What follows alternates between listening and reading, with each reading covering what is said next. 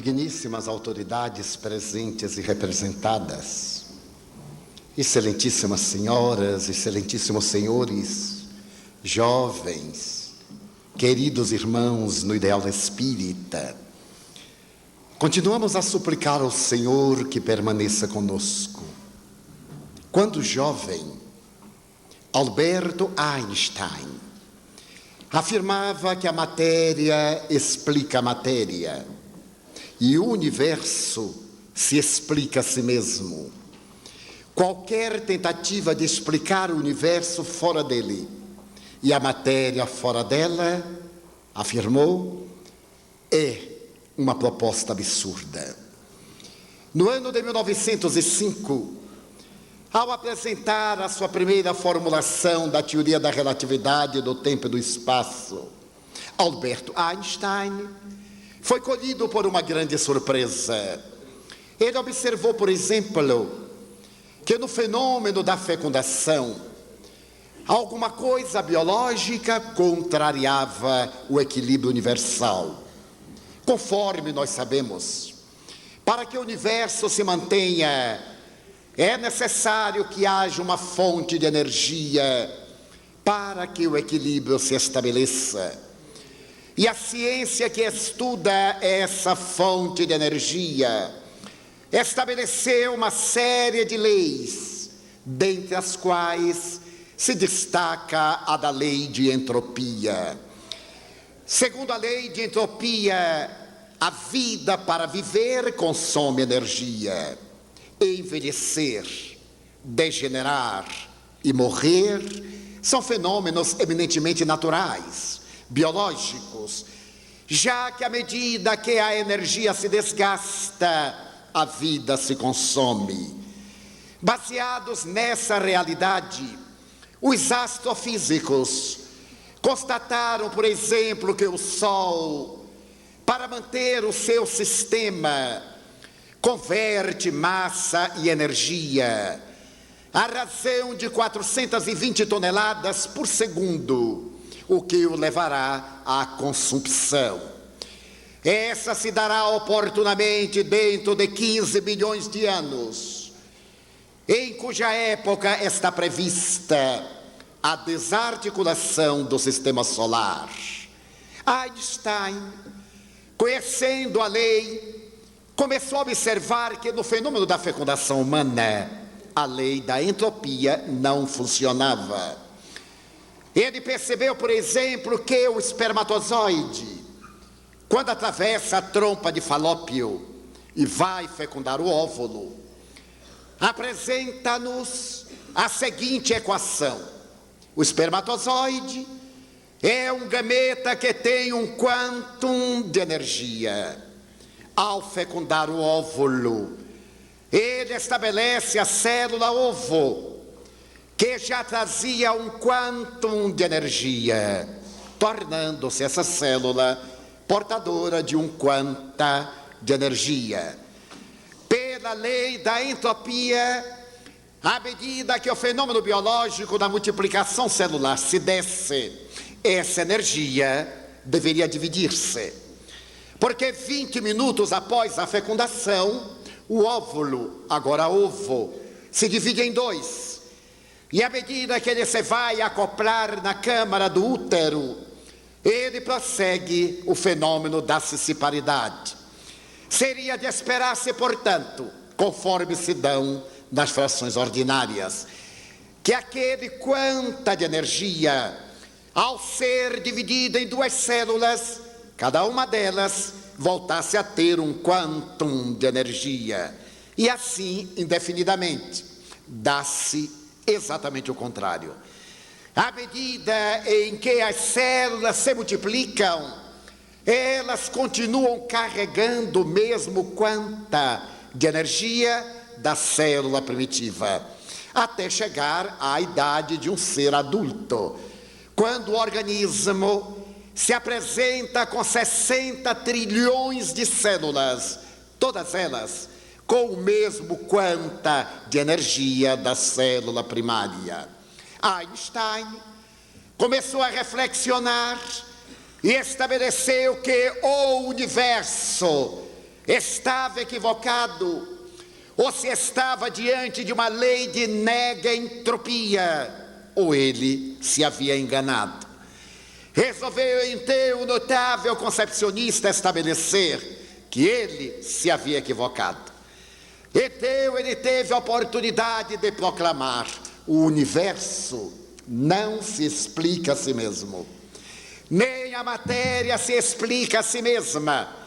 Posso afirmar que fora do universo existe um poder pensante e atuante que o vitaliza, razão pela qual a célula, quando se multiplica, não perde o quanta de energia que possui. Equivale dizer que a matéria em si mesma é destituída de espontaneidade. E na realidade biológica há um agente extracorpóreo que vitaliza o campo da célula. E quando ela se multiplica, não se desgasta, porque o agente de energia não é material, é o agente de energia extrafísico. Albert Einstein, depois dessa reflexão, teve a coragem de dizer: eu creio em Deus, e tirou o chapéu para explicar a causa primária do universo. Mas se por acaso Einstein houvesse lido Allan Kardec na obra básica da doutrina espírita, publicada 18 de abril de 1857, portanto há 48 anos atrás, ele teria tido a oportunidade de observar que o ínclito codificador do Espiritismo realizara na apresentação do seu tratado de filosofia científico-religiosa uma questão profundamente embaraçosa. A de número 1. Até Allan Kardec, as pessoas interrogavam: quem é Deus? Na área da teologia, da sociologia e da psicologia, mas também da teleologia. E na pergunta já estava embutida a resposta, porquanto o vocábulo quem significa o homem que, e a resposta era de um Deus antropomórfico, que fez o homem à sua imagem e semelhança, como se ele tivesse uma forma humanoide e tivesse as paixões que caracterizam a raça biológica dos seres humanos. Allan Kardec, ao interrogar aos espíritos, fê-lo de uma forma sui generis, que jamais havia ocorrido na área do pensamento filosófico: que é Deus? E a resposta extraordinariamente nuclear dentro da física quântica: Deus é a inteligência suprema do universo e a causa primeira de todas as coisas.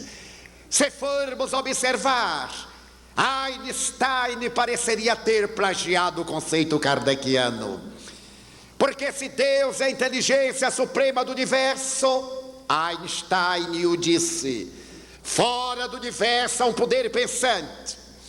Esse Deus é a causa primeira de todas as coisas, disse Einstein, e há também um poder atuante. As duas definições são absolutamente iguais na sua essência, apresentadas em conotações verbais aparentemente diferentes. A doutrina espírita veio para criar o lugar do pensamento da criatura humana e para esbater as trevas dominantes do materialismo do século XIX. Desde o memorável dia 31 de março de 1848, em Londres, quando Karl Marx apresentou seu manifesto comunista, que a dialética recebia o apoio do discípulo de Engels, que desejava apresentar uma resposta formulando uma teoria de natureza econômica para os problemas das desigualdades sociais. Desejando libertar-se do talante das velhas doutrinas e da ortodoxia dogmática, Marx estabeleceu que a religião era o ópio das massas. Porque da mesma forma que condenava a basteza aqueles que se faziam escravocratas, perdoavam-nos quando eles morriam e tinham carência do reino dos céus. Mas, concomitantemente, aquelas mesmas doutrinas que respeitamos diziam às massas oprimidas que era necessário confiar em Deus e submeter-se ao opressor, em nome de uma resignação arbitrária. Olvidadas de Jesus, que teve a audácia de levantar-se contra o poder constituído injusto, embora não tivesse um caráter político a sua doutrina, ele estabelece um novo código de ética no Sermão das Bem-aventuranças, e a sua é uma vida em favor da defesa do fraco e do oprimido. É verdade que ele não rechaçou a riqueza, que é fonte de progresso, mas ele não silenciou diante dos ricos arbitrários.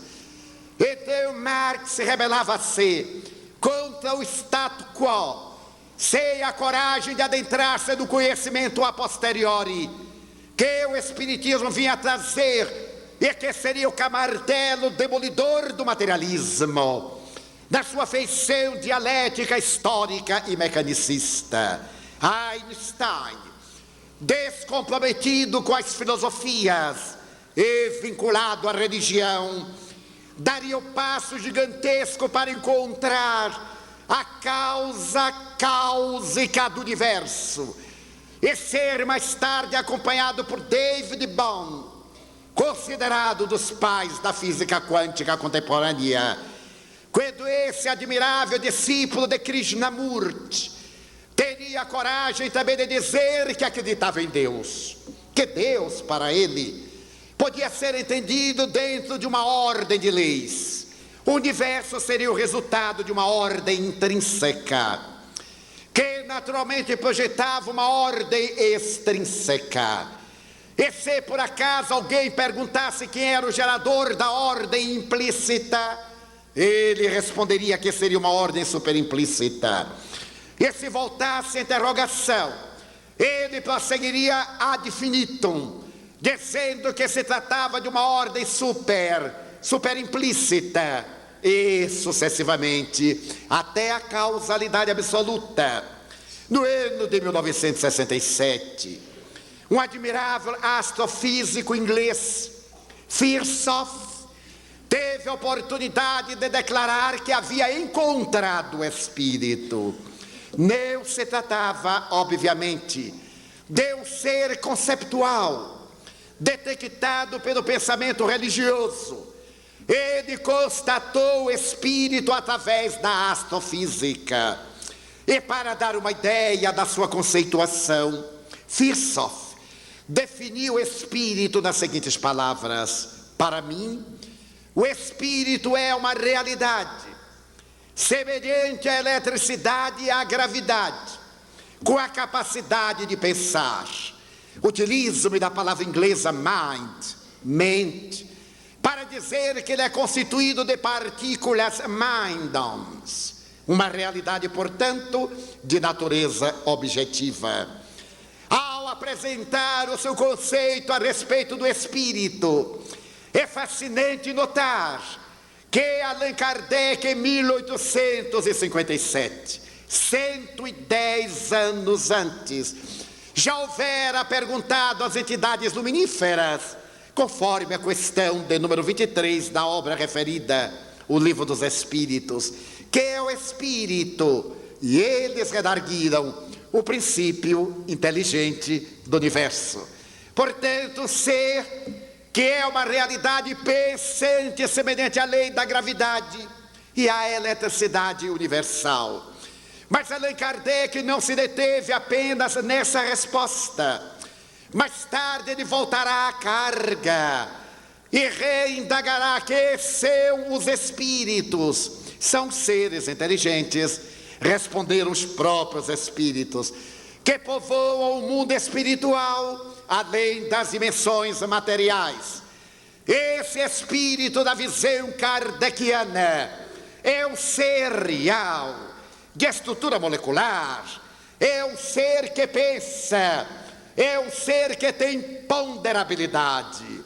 Um admirável parapsicólogo sueco, Ulf Jakobsson, esteve realizando experiências com pacientes terminais. Depois de colocar pacientes terminais em camas elétricas que pesavam, e mais tarde em balanças eletrônicas na forma de camas, ele observou que todo indivíduo, quando morria, perdia determinada quantidade de gramas. Fosse gordo ou magro, criança ou idoso, frágil ou robusto, todos perdiam 21 gramas. Depois de mais de 1000 experiências, Ulf Jakobsson, sem nenhum vínculo de natureza espiritista, estabeleceu na parapsicologia que a alma humana pesa 21 gramas. Ora, dizia Firsov, se ele é constituído de minddoms, de partículas de mente, ele, do ponto de vista da física, tem uma estrutura objetiva, porque partículas formam massa, e massa tem um peso específico. Se é uma energia que pensa, é um ser inteligente, o que corresponde perfeitamente à tese espírita. O espírito é o ser criado por Deus, simples e ignorante, que através das várias etapas das reencarnações desenvolve aquilo que nele está latente, que é o Deus interno de Pascal, que é o pensamento do Logos de Platão, que é o naturas naturez de todos aqueles do pensamento ancestral da filosofia holandesa, de Baruch Spinoza. Então a doutrina espírita encontra respaldo na palavra autorizada de cientistas totalmente descomprometidos com a área do materialismo, na sua intolerância radical, que sequer se permite o direito de examinar, negando a prioristicamente o que é uma atitude de veras anticientífica.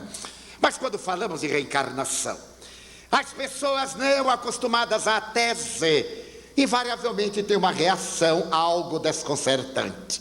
Voltaire, considerado materialista, e que não o era, já que no ano de 1793, Voltaire foi recepcionado na loja maçônica de Paris, 9 Irmãs, e foi elevado ao grau 33, no momento da sua iniciação, por Benjamin Franklin, por Lalande, e pelas maiores personalidades da cultura francesa pós-revolucionária. Teve a oportunidade de dizer ipsis verbis: eu não creio no Deus que os homens fizeram, mas eu creio no Deus que fez os homens.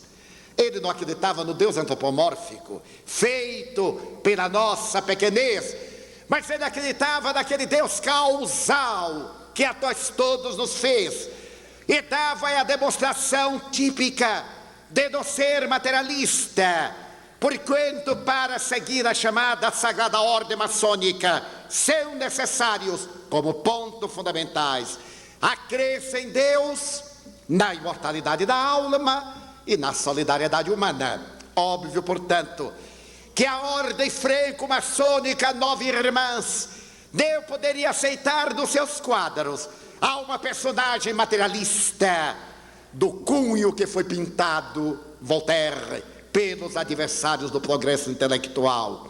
Mas dizia Voltaire, quando nós falamos de reencarnação, as pessoas são tomadas de surpresa. A mim, me parece perfeitamente natural. Se a pessoa nasceu uma vez, por que não 2 ou 3? Porque é muito mais fazer a semente, mais difícil fazer a semente, do que vê-la reproduzir-se infinitamente. A reencarnação é uma doutrina muito antiga. A seu respeito nos falam os livros sagrados de todas as religiões orientais. O Vedanta, o Bhagavad Gita, os Upanishads na Índia, o livro tibetano dos mortos, ou Bar do Todol, o livro dos mortos dos egípcios, a Bíblia. Também nos falam a doutrina socrático-platônica, já que Platão tem várias vezes oportunidade de dizer que viver é recordar, que nós procedemos do eidos, do mundo das ideias, e aqui nós repetimos aquilo que aprendemos antes de sermos o que somos. A maiêutica socrática apresentava como metodologia pedagógica fazer que o indivíduo descobrisse dentro dele o conhecimento. E por isso, ela está sendo agora aplicada nos métodos da psicologia educativa moderna para desenvolver no indivíduo a capacidade de discernir ao invés de memorizar, de arrancar de dentro, educere, é acima de tudo arrancar de dentro esse conhecimento que jaz adormecido. A reencarnação está presente na boca de Jesus, com outras palavras, obviamente, já que a palavra foi criada depois dele. Os gregos chamavam-na palingênesis, ou doutrina dos vários nascimentos. Do Evangelho de Jesus está exarada como a ressurreição da carne. A mesma palavra estará em outras passagens, como a ressurreição dos mortos, o reaparecimento daqueles considerados mortos. Jesus ressuscitou dos mortos. João era a ressurreição na carne que tinha o profeta Elias, que estava morto fazia vários séculos. Quando nós apresentamos essa proposta, naturalmente revolucionária para o velho dogma, as pessoas dizem: e os fatos? Onde as evidências? E onde estão as provas? Na década de 1950, 1960, para sermos exatos, entre 1956 e 57, realizaram-se em Paris, como no mundo já se vinham realizando, experiências muito curiosas na área da metapsíquica. A velha doutrina que foi substituída pela parapsicologia. Hoje, velha doutrina que foi substituída pela psicobiofísica. Velha doutrina que foi substituída pela psicotrônica. Velha conclusão que está substituída pela transcomunicação instrumental. Porque a ciência não tem última palavra. A sua última palavra de hoje é a penúltima palavra amanhã. Por isso que é ciência e que pesquisa sempre. Naquela oportunidade, um admirável magnetizador chamado Monsieur Dipil estava interessado em umas observações realizadas com uma jovem francesa do interior, ora residente em Paris, chamada Denise Créteil. Denise Créteil era uma jovem senhora de 27 anos. Tivera 3 filhos. E antes de ser submetida às experiências de Monsieur Dipil, ele teve o cuidado de fazer-lhe exames variados para detectar se ela era portadora de alguma psicopatologia, de algum distúrbio comportamental e particularmente da manifestação histeropata. A velha lembrança da Universidade da Salpêtrière de Jean-Martin Charcot, na sua pesquisa da histeria, como fonte realizadora dos chamados fenômenos mediúnicos. Submetida a uma série de exames, a uma anamnese, também submetido seus pais e seus 4 avós que então viviam. Foi diagnosticado que Madame Créteil não era portadora de nenhuma distonia. Não havia, na sua ancestralidade próxima, ninguém portador de genes ou de genes perturbadores que lhe pudessem dar para ela uma distonia nervosa. O Sr. Dipil resolveu hipnotizá-la e hipnotizou-a 60 vezes. A última vez, a 61ª vez, foi muito curiosa.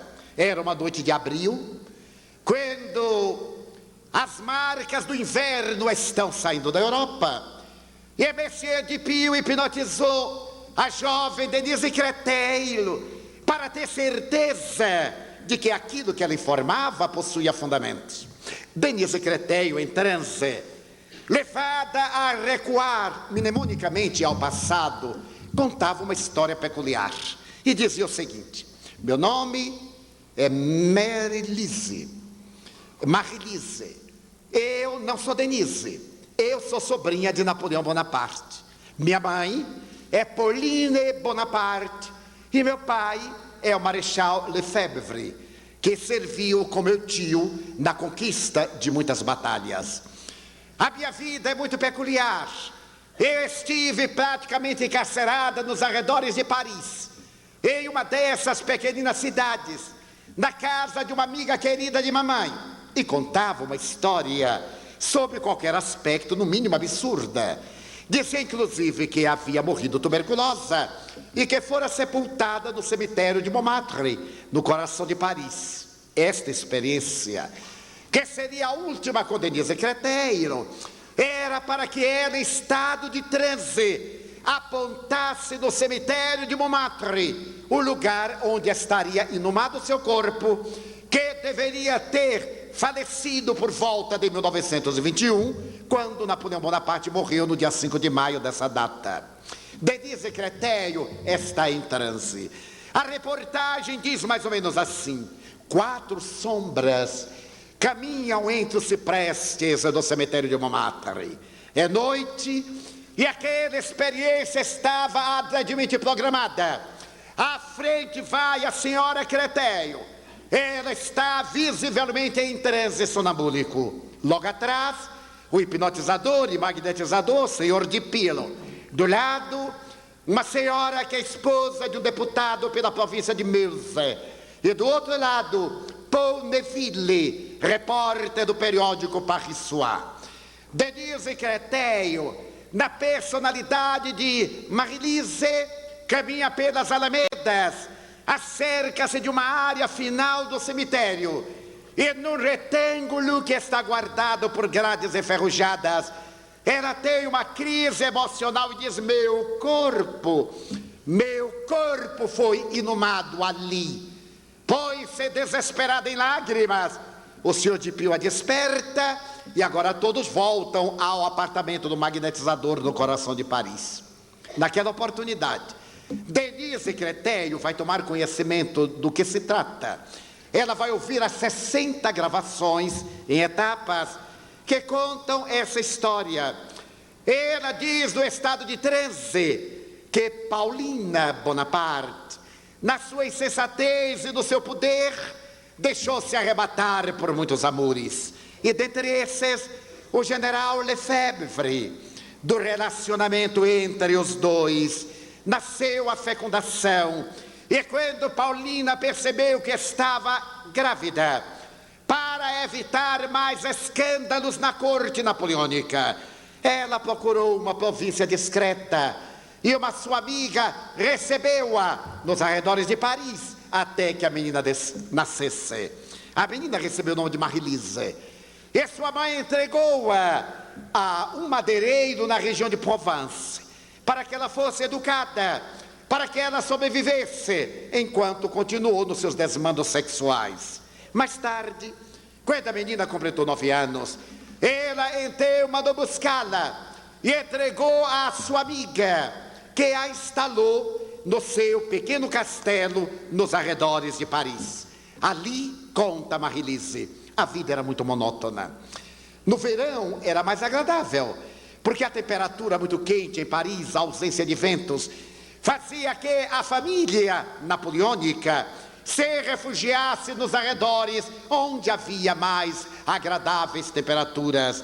E era nessa oportunidade que o castelo se enchia de personalidades influentes. Ela conheceu, por exemplo, a Talleyrand, a Honoré de Balzac, e a outros que iam participar dos imensos serões e saraus. Aqueles eram dias encantadores até o momento em que ela se apaixonou por um verdadeiro Dom Juan. Contava 15 anos. E um general de Napoleão, que era um hábil conquistador, terminou encantando a menina. Mas quando ele veio a saber que ela era sobrinha ilegal se é que existem legais e naturais, do imperador, ele teve o cuidado de poupá-la, mas ele, inexperiente e apaixonada, contraiu a tuberculose, a célebre peste branca dos poetas e dos artistas, e veio a falecer. Aí estava a história de Denise Créteil. Marie-Lise, no dia seguinte, a comissão foi ao cemitério de Montmartre, levando a senhora Créteil para fazer uma averiguação. Primeiro, perguntar aos coveiros e administradores do cemitério se por acaso eles conheciam aquela senhora, se alguma vez aquela senhora estivera ali com acesso aos assentamentos fúnebres das pessoas inumadas. Todos foram unânimes em dizer que nunca a conheceram. Agora o senhor de Pio e a comissão desejavam saber, aquele retângulo do cemitério que estava fechado, que corpos guardavam. Fazendo-se pesquisa, veio-se a descobrir que aquela área fora encerrada no ano de 1921, depois da morte de Napoleão em Santa Helena. Ali estavam os corpos de familiares que faziam parte do grupo napoleônico, porém não legalizado pela religião. Eram de descendentes que haviam nascido sem o apoio da fé, nem tampouco da legalização.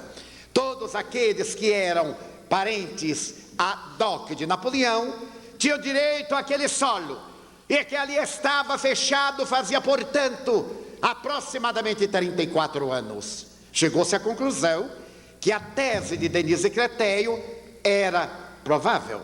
Tratava-se de uma evidência.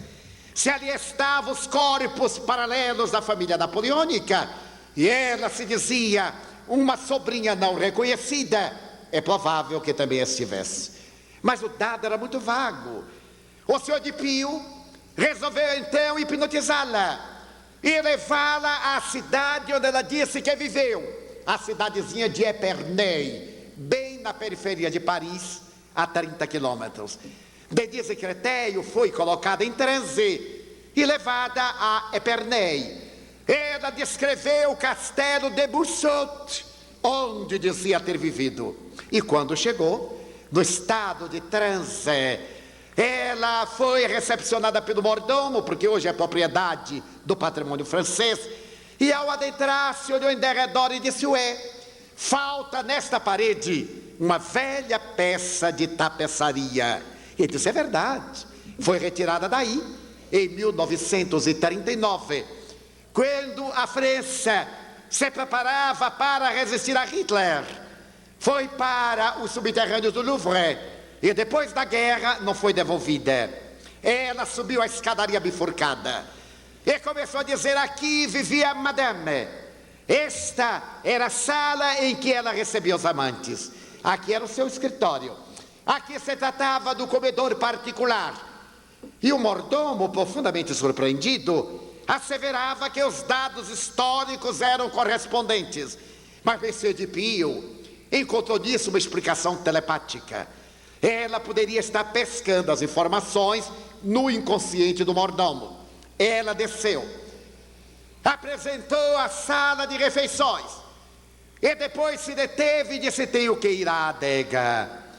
Desceu uma escadaria lateral e no caminho da adega ela parou e disse: eu morri aqui dentro, além desta parede.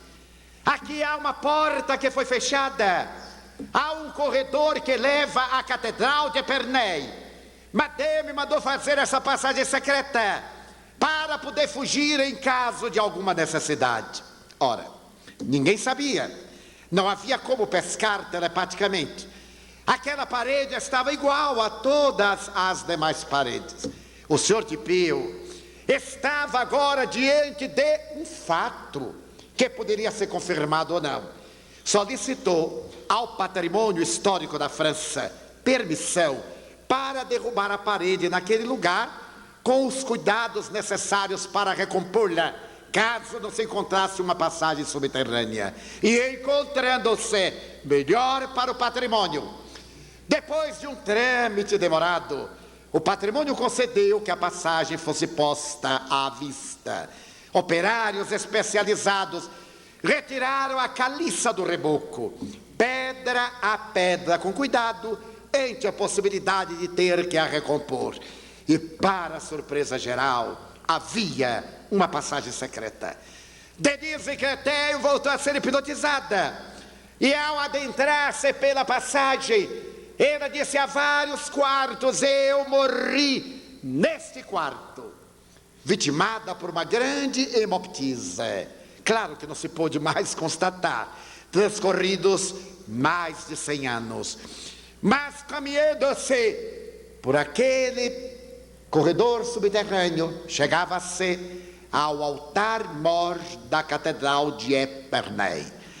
A passagem foi mantida até hoje e o caso foi encerrado. Monsieur Dupuy, quando apresenta a conclusão do seu trabalho, ele faz as seguintes interrogações: que explicação se pode dar ao fenômeno Denise Créteil, Marie-Lise? Alucinação, telepatia, reencarnação? Quem tiver uma explicação melhor do que a da reencarnação, mande-me. Estou disposto a examiná-la. Já não se trata de uma evidência, mas de um fato de reencarnação. Essa notável experiência do magnetizador e hipnólogo Sr. Dupuy seria bastante confirmada nas experiências terapêuticas do Dr. Maurice Netherton, de San Diego, na Califórnia, quando, na década de 70, ele começaria a experiência de regressão de memória, tentando encontrar a causa passada de enfermidades atuais. Já dizia a psicanálise que nós somos herdeiros da nossa vida conceptual. O período perinatal é um período que vai definir os rumos da nossa existência psicológica. A hereditariedade vai encarregar-se da nossa formação anátomo-fisiológica, da nossa psicologia, mas será a aceitação da família, a convivência com os pais, com o clã, que irão definir o nosso comportamento social. Diante disso, apresentando que não era suficiente, o Dr. Maurice Netherton percebeu que muitos pacientes psicopatas eram tomados de estranhos comportamentos, que não se conjugavam a uma vida familiar. Ele havia lido experiências realizadas em Praga por volta de 1955, realizadas pelo Dr. Stanislav Grof. O Dr. Stanislav Grof, psiquiatra materialista, aos 25 anos aproximadamente, deu-se conta, em Praga, a antiga capital da República Tcheco-Eslovaca, hoje dividida, que os seus pacientes esquizofrênicos não reagiam à terapêutica habitual. Naquela época era o eletrochoque, eram as duchas, era a sangria e eram os inícios das aplicações barbitúricas. Os seus esquizofrênicos permaneciam esquizofrênicos. Certo dia, ele leu da possibilidade de haver vida antes da vida e resolveu fazer uma experiência. Levou os seus pacientes ao anfiteatro de medicina e ali, diante dos alunos, ele fez regressão de memória com alguns. Estaria no princípio genético, estaria na formação da hereditariedade da esquizofrenia. Os cânones da psiquiatria diziam que a esquizofrenia tem um grande componente hereditário. Mas ele tinha certas dúvidas e, pedindo ao paciente que recuasse até o momento da concepção, o paciente não denotava qualquer distúrbio. Ocorreu-lhe, eventualmente, dizer: salte para trás 60 anos. E o paciente disse: bem, meu nome é fulano de tal, acabo de cometer um crime. A minha esquizofrenia é resultado da consciência de culpa. Ora, era um delírio esquizofrênico, porque 60 anos antes do berço, claro, ele não existia, na opinião do Dr. Stanislav Grof. Mas ele contou uma história muito detalhada, e outro paciente, e mais outro. Ele Ele repetiu a experiência N vezes, e os pacientes voltavam ao que seria o momento grave do seu comprometimento espiritual, ou emocional, ou psicológico. Ele admitiu a possibilidade de ser aquela a psicogênese, a causa do distúrbio esquizofrênico, e que cura poderia aplicar. Ele ouviu falar de uma terapia usada pelos taoístas, chamada hiperventilação. A pessoa começa a respirar, acelera, até fazer anóxia cerebral. No momento em que o cérebro deixa de receber oxigenação, os neurônios param e correm o perigo de morrer, porque eles vivem essencialmente do oxigênio do ar. Ele começou a fazer a técnica da respiração taoísta, e à medida em que os pacientes aceleravam a respiração, a ponto de entrar em anóxia, de tirarem o oxigênio do cérebro, ao retornarem, estavam menos agressivos. Alguns curaram-se. A grande maioria libertou-se do estertor esquizoide. Ele estava com o filhão de ouro.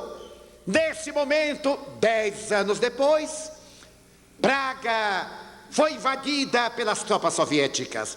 O materialismo dialético foi imposto. Ele então fugiu para os Estados Unidos e foi morar na cidade de Alma, numa cidade da Califórnia, onde estava o movimento novo de uma psiquiatria perfeitamente transpessoal. Nessa cidade, ele encontrou homens e mulheres notáveis que discrepavam da velha terapêutica psiquiátrica, que estavam realizando seminários para tentar encontrar na criatura humana algo mais do que a massa cerebral. As experiências adentraram-se pela década de 70, e o Dr. Stanislav Grof criou uma psicologia, a qual deu o nome de transpessoal, ou quarta força, a psicologia com alma. Até então, a psicologia apresentava-se em 3 grandes esquemas: a psicologia behaviorista, ou comportamentalista, a psicologia com caracteres mais dinâmicos, e a psicologia psicanalítica. As 3 correntes estavam firmadas na negação da alma. Agora surgiu uma quarta força. A criatura humana não é apenas a matéria. A matéria é o escafandro que envolve o ser, que é o princípio inteligente. Stanislav Grof apresentava dentro do campo da psicologia humanista essa área nova da psicologia espiritual. O Dr. Morris Netherton, lendo as experiências de Stanislav Grof, pediu aos seus pacientes que recuassem e detectou que antes da vida havia vida, e que muitos problemas da vida atual tinham as suas causas em encarnações passadas. Ele realizou um trabalho terapêutico e criou a chamada terapia de vidas passadas, hoje estudada por mais de 200 psiquiatras, psicanalistas e psicólogos que aderiram em uníssono em todo o mundo a essa realidade que o ser é o resultado das suas experiências anteriores. Allan Kardec disse que nós somos autores do nosso destino. Felicidade e desgraça são consequências dos nossos atos. Nós temos uma fatalidade que é a perfeição, mas temos a liberdade de escolher o caminho, o livre-arbítrio. Ser feliz ou ser desditoso são consequências naturais das nossas opções. A criatura humana é o retrato vivo dos seus atos, e a reencarnação, apresentada na doutrina espírita para explicar quem somos, de onde viemos, para onde vamos, encontrava agora o seu apoio científico na demonstração de laboratório da psicologia transpessoal. Quando eu era criança, o que não faz muito tempo, eu falava uma língua estranha, brincando. Começava a brincar e dizia umas coisas esquisitas que eu achava muito bonito, e achava que eu havia criado um dialeto. Da mesma forma que a criança cria os seus dialetos com troca de letras, eu havia criado o dialeto com troca de palavras. Veio a Segunda Guerra Mundial, E ainda me recordo como se fora hoje. Na minha mente ressoava uma velha canção que eu também cantava.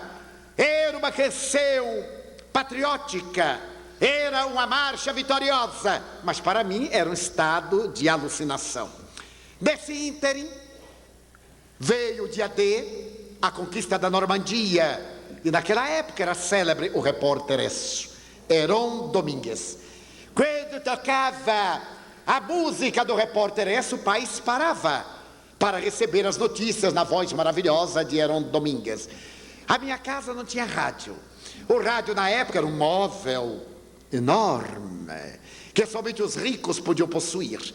E eu estava brincando, e eu vi subitamente o clarim do repórter Os meus amigos e as pessoas disseram: algo de grave aconteceu, porque não foi na hora convencional, não foi às 20 horas. E então o repórter dizia: neste momento, Paris é libertada, acabou a guerra. E então entrou a música, era a Marselhesa. Quando eu vi cantar, eu comecei a cantar também. A música entrava ou saía de mim, não sei bem dizer. As palavras borbulhavam dos meus lábios, saídas, não sei se da mente ou do coração, mas eu me surpreendia de estar dizendo-as, de estar repetindo-as, de estar vivendo, de estar marchando, de avançar para a morte, para a Bastilha. Eu lá sabia o que era Bastilha, mas eu estava dizendo, e quando terminou eu estava exausto. E os meus colegas, os meus amigos de folguedos, diziam assim: enlouqueceu de vez. Eu já era um tanto especial. E naquela tarde eu enlouqueci de vez. Havia na minha cidade natal um homem emérito, o cônego Mário Pessoa, nobre sacerdote da Igreja Católica. Impressionado com esse fato, e sabendo que o cônego Mário Pessoa conhecia a língua francesa, eu procurei-o. Ele tinha um hábito de chamar todo mundo seu Joaquim, dona Joaquina. Eu me acerquei da sua casa, debrucei-me à janela, que era uma casa enorme de janelas baixas. E ele no escritório, eu perguntei: Padre Mário, a benção, como se usa no Nordeste. Ele me abençoou, que nunca faz mal a ninguém. E então eu lhe perguntei: será que o senhor pode me dizer que língua é essa? E que música é a que eu vou cantar? Ele sorriu e disse assim: mas se pergunta a mim? Eu digo: sim, porque o senhor aqui é um dos homens mais inteligentes de Feira de Santana. Ele disse: vamos lá. E eu comecei a cantar. Ele disse: muito bem, a Marselhesa, a pronúncia está um pouco criminosa, mas o conteúdo é bastante verdadeiro. Eu disse: o que é a Marselhesa? É o hino nacional da França. Mas, e aí fiquei pateta. E ele me disse: foi composto por Roger de Lille, que com os heróis do Café de Paris saíram para derrubar a Bastilha. E o que era a Bastilha? Então ele me deu a explicação que mais me perturbou. Eu fiquei sabendo que sabia, mas não sabia o que era que eu sabia.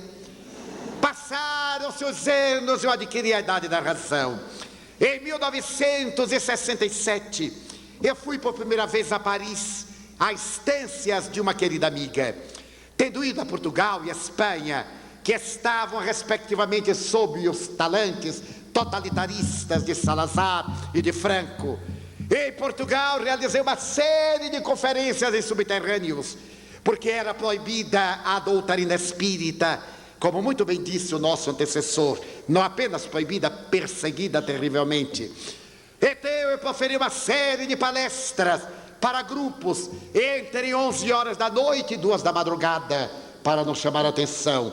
Depois fui à Espanha, repetiu-se a mesma façanha, e dali a estância de uma amiga deu um salto em Paris, para conhecer, sendo hóspede de um casal amigo que representava a Petrobras junto ao governo da França na época.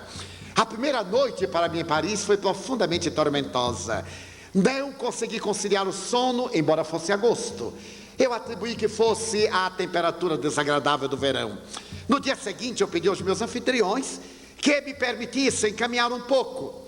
E a minha amiga disse: não se vá perder em Paris. Eu digo: mas logo em Paris? Perder-se em Paris será uma honra, já imaginou? Eu estou perdido em Paris, é uma maravilha. É muito ruim se perder em Jacarepaguá, mas em Paris não há problema. Ela sorriu e eu digo: olha, fique tranquila, eu vou levar no telefone E se eu tiver dificuldade de voltar, eu telefono de qualquer lugar e digo a rua em que estou. Mas o que eu queria era caminhar. Aquela aflição interna, aquele desassossego. Comecei a andar, desci uma escadaria qualquer, peguei um metrô qualquer, e quando eu estava no metrô, eu disse assim: meu Deus, o que está acontecendo comigo? Um impulso estranho toma conta de mim. Eu sou uma pessoa mais ou menos normal. Aliás, dizem que eu sou até paranormal. Então, para onde eu vou? E fiquei. O metrô levou-me a uma estação terminal. Parou, eu saltei com todo mundo. Subi à superfície e vi vários ônibus, alguns dos quais é escrito Versailles. A tradição de Versailles já me era conhecida, é óbvio. Eu já era um adulto. Entrei no ônibus e quando estávamos nos bosques das cercanias de Versailles, aquela mesma força imperiosa levou-me a saltar. Eu saltei e reconheci o lugar. Reconheci o bosque e uma pequena estrada real de pedras irregulares. Aquele mesmo impulso fez-me acompanhar a estrada real. E subitamente, diante dos meus olhos, um monastério que deveria ter sido construído um pouco depois da Idade Média apareceu-me fascinante.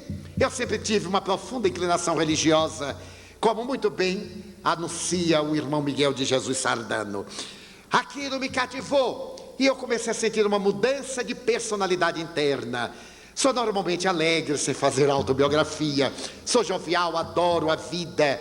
Naquele momento eu comecei a sentir o temperamento mudar-se, uma melancolia profunda, uma certa irritabilidade, um desconforto moral. Eu digo: meu Deus, mas estou aqui porque quero. Aquilo foi tomando vulto e eu me acerquei da porta do monastério.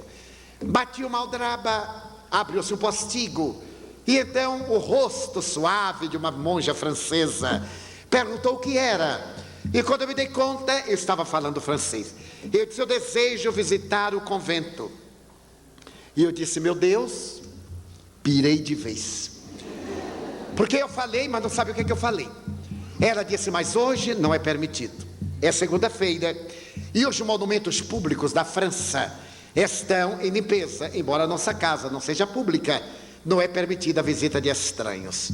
Com uma autoridade que não me é peculiar, eu disse para ela: por favor, chame a Madre Mestra. Ela me olhou surpresa, abriu a porta, eu entrei no parlatório. Minutos depois chegou uma senhora de 50 anos aproximadamente, e eu disse: Madre, eu sou estrangeiro, estou visitando Paris. Eu desejava visitar também o monastério. E ela me disse: mas não tem nada de especial. É um convento de monjas enclausuradas. E homens aqui não são bem-vindos, só o confessor. Ela foi bastante sutil. Então eu disse: mas eu necessito de visitar o convento. Para quê? Porque eu sou o fundador da ordem. Eu digo: meu Deus, o que é que me aconteceu? Ela olhou para mim, juntou as mãos níveis e disse assim: e o fundador da ordem. Eu disse: sim, senhora. Só que ele morreu há mais de 300 anos. Eu disse: é claro, eu me lembro. O convento foi fundado em 1625, durante a vigência do terceiro período da Guerra Franco-Austríaca. E nessa oportunidade eu estava reencarnado. Eu notei o choque da monja, mas eu estava mais assustado do que ela, porque eu estava falando o que eu não sabia, o que eu não entendia, e tampouco eu podia dizer: mas o que é que eu estou fazendo aqui? Ela vai chamar a polícia. E se eu tenho medo de polícia brasileira, imagine de polícia francesa. Ela disse: meu filho, você não está passando bem. Você está onde? Quer dar o endereço para que eu telefone para lhe mandar buscar? Eu disse: não, senhora, eu estou perfeitamente normal. Eu sou fulano de tal, o fundador. Ela disse: como o senhor sabe o nome do fundador? Leu em algum documento? Eu disse: mas eu sou ele. Eu desejo que a senhora chame a Madre Abadesa. Ela ficou assustada, saiu, e daí a pouco chegou uma senhora veneranda, de 60 anos, já sorrindo, esse sorriso de quem fala: coitadinho, deixar ter muito cuidado com ele. Sim, meu filho, seja breve. Eu disse: Madre, eu desejo visitar o convento. Ela disse: mas é proibido, Porque para visitar o convento o senhor terá que passar na clausura, e somente o nosso confessor do sexo masculino é que a pode vadiar. Eu digo, mas eu quero ver o quarto onde eu morri. Ela disse, e você é quem? Eu me lembrei até de Chico Anísio, o senhor é o importante quem? Eu disse, eu sou o fundador da ordem. Ela disse, vá para casa, meu filho. Eu disse, madre, eu vou visitar o quarto onde eu morri. Eu me lembro que há uma pedra, e que a tradição reza que essa pedra foi desgastada pela beatitude do homem. De tanto ajoelhar-se, ele teria gasto a pedra. Há uma Madonna à parede, que foi queimada por uma vela acesa. Ela disse, onde o senhor leu isso? Eu disse, eu não li em lugar nenhum, eu me lembro. E gostaria de voltar à minha cela. Ela disse, mas é impossível. Eu disse, não é. Porque eu poderei contornar o altar central. Há uma porta à esquerda que eu saio no corredor. Ela disse, mas quem lhe contou? Eu digo, madre, eu me lembro. Ela disse, então venha mostrar-nos. Eu levantei-me, mudei completamente o meu tipo de temperamento, comecei a andar, e atrás de mim vieram a abadesa, a madre superiora e a porteira. Eu olhei para trás e meio normal, meio paranormal ou meio qualquer coisa, eu comecei a rir, disse, meu Deus, como antigamente, as 3 atrás do confessor, e fomos. Eu encontrei a porta, saímos no corredor, eu cheguei à cela, comovi-me e disse, madre, eu morri numa enxerga que estava ali. Ela pegou pela mão e disse, agora você vai me contar essa história direito. E me levou a uma sala e conversamos. Era mais ou menos entre 10h30 e 11 horas da manhã. E conversamos. Ela me convidou para almoçar, e eu almocei a deliciosa comida de freiras. E conversamos. E ela me convidou para lanchar. E lanchamos. E ela me mandou levar a Paris, porque já era tarde e a família estava preocupada. E eu lhe falei da reencarnação. Eu lhe falei da era nova que havia começado em Paris. Fazia um pouco mais de 1 século e 10 anos. Eu lhe falei da proposta espírita, da restauração do cristianismo, da imortalidade da alma, da sua comunicabilidade, da volta. Esta não é a nossa primeira experiência carnal. Aqui estamos repetindo os nossos labores, nos quais fracassamos ontem. Ela pediu-me para voltar. Eu levei o Evangelho segundo o Espiritismo e o Livro dos Espíritos. Fiquemos amigos. Quando eu me despedi, 4 dias depois, ela me segurou as mãos e me disse, que pena, é tarde demais para mim para adotar essa filosofia. Eu tenho 62 anos. Eu gostaria de adotar esse pensamento filosófico, de retirar o meu hábito. E eu lhe disse, não, madre, se a senhora tirar o hábito e ficar espírita, será uma espírita a mais. Mas se a senhora ficar espírita com o hábito, será a única espírita freira da humanidade. Então é mais vantagem. Fiquemos amigos, correspondemos-nos. Quando ela esteve em Bruxelas, eu a visitei, porque periodicamente as abadesas são transferidas por motivos teológicos, e acompanhei-a praticamente até a morte. E sempre quando eu tenho tido oportunidades, eu retorno ao monastério, digamos que numa expressão saudosista.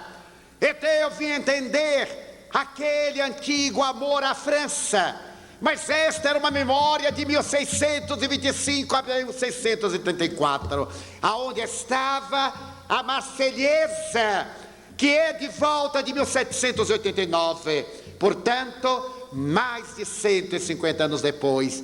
Iria identificar mais tarde, ao visitar outro departamento de Paris e outro reduto histórico, e ali identificar as reminiscências que me empolgavam a alma. Entendi-me a mim mesmo, consegui mergulhar no abismo do eu profundo que Jung chama o inconsciente individual, arrancar dali os arquétipos que me levaram a determinados comportamentos, principalmente a abraçar Jesus, esse libertador das almas, esse herói não amado, que é naturalmente o nosso máximo e que é a razão da existência daqueles que o amam. A reencarnação está dentro de nós. O admirável Dr. Brian Weiss, esse israelita, que há menos de 8 anos atrás, atendendo a uma paciente, ele, judeu, frequentador da sinagoga e ateu, conforme confessa, a sua religião era formal, era social. Ele, como psiquiatra da corrente freudiana, em tudo via um distúrbio da libido. Mas no dia em que ele atendia uma paciente que recuou, no passado, ela disse: ao seu lado eu vejo seu pai, que se me apresenta com o tórax aberto de uma cirurgia cardíaca. E vejo também seu filho que morreu. E o psiquiatra tremeu nos alicerces. Seu pai havia morrido de uma cirurgia cardíaca. Ele havia visto partir um filho idolatrado e se refugiou da amargura com a esposa. Ele estaria captando o seu inconsciente, estaria fazendo uma leitura dos seus arquivos subconscientes. Mas ela também lhe contou da sua vida passada. Ela se libertou dos traumas, recuando a encarnações anteriores, depois de haver feito psicanálise várias vezes, de ter sido submetida a tratamento psiquiátrico, ao encontrar a causa do seu distúrbio fóbico. Numa encarnação anterior, ele lhe fez a psicoterapia e ela se recuperou. E ele escreveria depois: muitos mestres, muitas vidas. Logo depois ele escreveria através do tempo, escreveria sobre o amor. E neste ano ele lançou uma obra dedicada ao Brasil, Terapia de Vidas Passadas, porque aqui esteve no mês de outubro e se apaixonou pelos brasileiros crentes na reencarnação. Ele dedica esta obra a essa sementeira maravilhosa dos espiritistas, dos reencarnacionistas, e diz: eu creio na reencarnação. Não é uma questão de crer, é um fato de laboratório. A reencarnação está cientificamente demonstrada. O mesmo dizem os modernos psicoterapeutas da linha transpessoal. E isto é muito confortador. Por quê? Porque explica a razão das nossas dores, das nossas carências, dos nossos conflitos, e abre-nos perspectivas fascinantes para que saiamos das problemáticas afligentes. Se eu semeei cardos e colho espinhos, eu semeio a uva e colherei uma vidimba. Eu que tenho o coração chagado de dor, começarei agora a amar, porque todo bem que se faz anula o mal que se fez. Eu poderei reparar os males que perpetrei através das ações de benemerência, razões pela qual Jesus estabeleceu: não faça a outrem senão aquilo que deseje que outrem faça para você. Ou do seu grande estatuto, amar. Quando nós amamos, quando nós nos amamos, quando nós a Deus amamos, fazemos esse triângulo equilátero perfeito, a linha do equilíbrio, porque o amor é Deus e através do amor nós nos redimimos. Então Einstein, ao declarar que o universo não se explica a si mesmo, nem a matéria a si mesma se explica, havendo poder pensante atuante fora do universo, abre-nos perspectivas para reflexões. Quem sou eu? De onde vim? Para onde vou? Por que estou aqui? A maioria de nós sempre se fez essas perguntas, e muitos de nós ainda não encontramos respostas. O Espiritismo não las dá. Apresenta-nos no seu Pentateuco, o livro dos Espíritos, o livro dos Médiuns, o Evangelho segundo o Espiritismo, o céu, o inferno e a Gênese, a resposta que dá vida, dignidade, que dá sentido e que nos ensina a ser felizes, porque a felicidade é possível. Comece-a amando-se, depois amando o seu próximo, e dá-se a conta que está amando a Deus, como disse Jesus. Se não amais Aqueles que vedes, como podereis amar a quem nunca vistes? É necessário que o amor desabroche dentro de nós e façamos a psicoterapia do amor, o amor-terapia, o evangelho-terapia. Sejamos nós aqueles que tenhamos a honra de amar. Se alguém não me ama, problema dele. Mas quando eu não amo, problema meu. Se alguém me odeia, pior para ele. Quando eu odeio, pior para mim. A grande proposta revolucionária não é afixar mais um rótulo religioso na testa, porque se muda de rótulo, mas não varia a qualidade do produto. É mudar-se intrinsecamente de pensar, de agir e de amar. Essa é a grande proposta do Espiritismo. Na hora em que essa mensagem luarizante chegue ao nosso coração e nos diga: seja você aquele que está construindo um mundo novo. Não se preocupe em transformar a humanidade, transforme-se a si mesmo. Jamais me esquecerei, para concluir, que o célebre diplomata credenciado à ONU em New York recebeu na sua casa na Baba, nos arredores da grande metrópole, um grupo de outros diplomatas para poder estudar a problemática da Guerra dos 7 Dias, a chamada Guerra do Petróleo em 67. E quando chegaram os diplomatas árabes e hebreus e de outros países, seu filho de 5 anos entrou na sala e naturalmente todos sorriram com a vivacidade da criança. A ama veio e retirou-a. O dono da casa colocou-os na mesa ovalada e ao iniciar a reunião o Petit adentrou-se gritando: papai, larga esses homens aí e venha jogar bola comigo. As pessoas riram, mas não gostaram muito. Então o cavalheiro pediu à empregada que tirasse a criança que estava perturbando.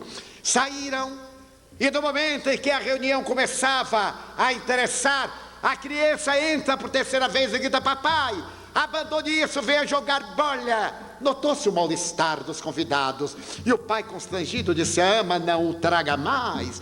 Você está vendo, mas ele escapou de minhas mãos. O pai então viu sobre uma mesa de tampo de vidro uma revista Newsweek. Estava ali o mapa da América. Ocorreu de uma ideia, ele arrancou a página, pegou de uma tesoura, cortou aquela página em vários pedaços, dispôs os pedaços misturados sobre o tampo de vidro e disse ao filho: tome, vá recompor a América e volte. Na hora que você colocar o mapa da América direitinho, eu vou brincar com você. O menino saiu e ele disse aos convidados: ele não vai voltar nem na outra encarnação. O menino foi. 10 minutos depois, o diabrete chega: papai, papai, consegui. Ele olhou o mapa, estava perfeito. Ele olhou a empregada e disse: juro, não me envolvi.